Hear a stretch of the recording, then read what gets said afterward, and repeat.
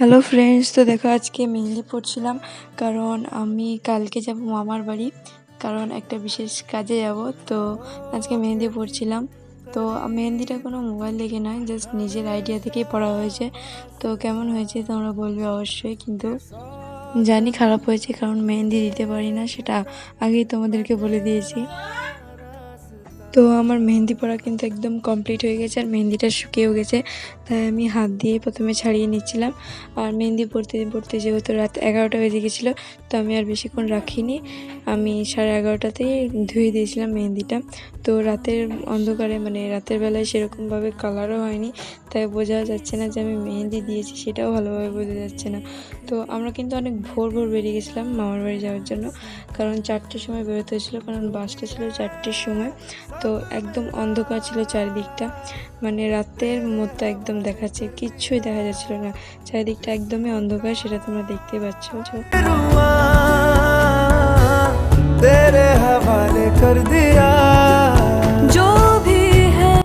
তো আমরা বাসে চেপে গেছি, এবং এটা হচ্ছে রাস্তা, মানে যে দিক দিয়ে যাবো আমরা সেই দিক দিয়ে রাস্তায় রাস্তায় লাইট জ্বলছে, তাই দেখা যাচ্ছে, কারণ এখনো কিন্তু অন্ধকার পুরোপুরিভাবে কাটেনি। तेरे हवाले कर दिया।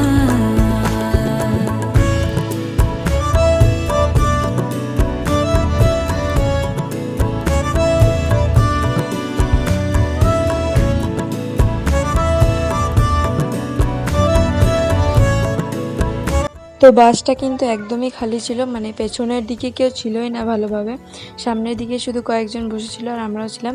তো ভোর 5টা হতেই কিন্তু সকাল হয়ে গেছে, মানে অন্ধকার একদমই কেটে গেছে। তো সত্যি বলতে দারুণ ওয়েদার ছিল, আমি কিন্তু কিছু কিছু মুহূর্তগুলোকে তুলেছি, সত্যি খুবই সুন্দর দেখাচ্ছিল।